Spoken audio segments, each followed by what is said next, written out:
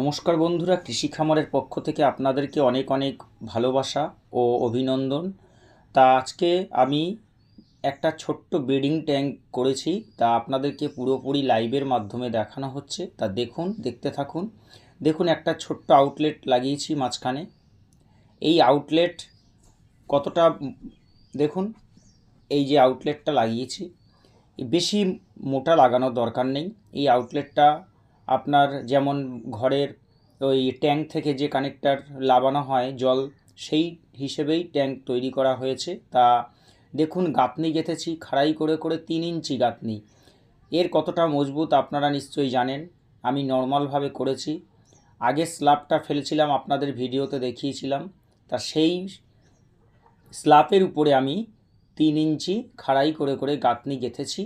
এমন দেখতে থাকুন, এইভাবে আমি করেছি, কিন্তু এর মজবুতটা যথেষ্ট খারাপ নয়। এর জয়েন্টে জয়েন্টে ইট পড়েছে। আর 3 ইঞ্চি করে আমরা যেভাবেই গাঁথি না কেন অতটা মজবুত হয় না, আমরা তো জানি। তা এইভাবে করলাম, দেখতে থাকুন। দেখুন, মাঝখানে একটা আবার ঢালাই দিয়েছি। ঠিক আছে, ঢালাই দিতে হবে, মাঝখান থেকে তার বেরি করে ঢালাই ফেলা হয়েছে, মানে সম্পূর্ণ জিআই তার দিয়ে করা। তা এইভাবে করলে আপনারা ঘরোয়া এই যে প্লাস্টিকের ব্রিডিং করানো হচ্ছে, এরম একটা ট্যাঙ্ক যদি করে নেন, আমার মনে হয় সত্যি এতেই খুব সুবিধাজনক। মাছ তুলতে বলুন, মাছ ডিম ছড়াতে বলুন, সব কিছু সুবিধা।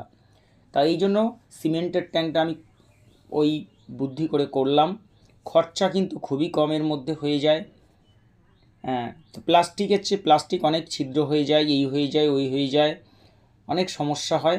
তার জন্য আমি এইটা প্ল্যান করে এটা করেছি। তা দেখতে থাকুন, আমি আপনাদের পুরোপুরি দেখাচ্ছি কিভাবে গাঁথলাম। ঠিক আছে, এইভাবে গেঁথেছি, আপনারাও পারবেন।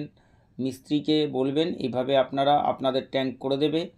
তা এইবারে দেখুন কিভাবে আমি করলাম, আপনাদেরকে পুরোপুরি দেখাচ্ছি, আপনারা এইভাবে পুরো দেখবেন। আর মাঝখানে স্লবটা আপনাদেরকে দেখাচ্ছি, স্লবটা কিভাবে রাখবেন। বেশি স্লব রাখবেন না, কেননা ব্রিডিং ট্যাঙ্ক, মাঝখানে সব মাছ চলে আসবে। তা দেখুন এবারে আমি কি করেছি। এর গায়ে আবার দেখুন, এর গায়ে পুরো জিআই তার জড়িয়েছি। জিআই তার জড়ালাম, এর কারণ হলো, দেখুন 3 ইঞ্চির কিন্তু অতটা শক্তি পাওয়া যায় না। তার জন্য তার সংযুক্ত করে এর সাথে জড়িয়ে প্লাস্টার করতে হবে। তা দেখুন কিভাবে পুরো একদম ঘন ঘন 1.5 ইঞ্চি ফাঁকা রেখে আমি জিআই তার জড়িয়েছি। আর এইবারে দেখুন প্লাস্টার হচ্ছে, আমার বাবা প্লাস্টার করছে। প্লাস্টার আমরা নিজেরাই, এই সব কাজ আমরা নিজেরাই টুকটাক জানি। তা সেই ক্ষেত্রে আরও খরচাটা কমে যায়। তা এইভাবে দেখুন প্লাস্টার করছি। প্লাস্টারের শেষে এইবারে নেট সিমেন্টের পালা। নেট সিমেন্ট এবারে প্লাস্টার হয়ে যাওয়ার পরে এবারে দেখুন নেট সিমেন্ট করব। এই যে প্লাস্টারটা পুরো প্লাস্টার করব, এবারে ছুপে দিলাম। এই ছুপে দেওয়ার পরে এবারে এদেরকে ফিনিশিং করতে হবে। ফিনিশিং করার পরে আপনারা ধাপে ধাপে পুরো দেখবেন কিভাবে করলাম। এর গায়ে কিন্তু, তারের গায়ে কিন্তু মশলা দিয়ে ঢেকে দেওয়া হলো। এইবারে পুরো প্লাস্টার করা হচ্ছে।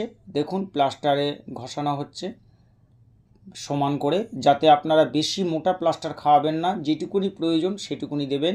এবারে দেখুন নেট সিমেন্ট করা, নেট সিমেন্টের পালা। নেট সিমেন্ট করে,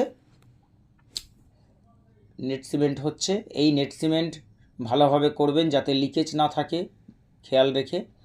এমন এইবারে জল দেখুন পুরো আমার, আপনাদের মিডিলে নেট সিমেন্টটা দেখাতে পারলাম না এখানে বৃষ্টির কারণে।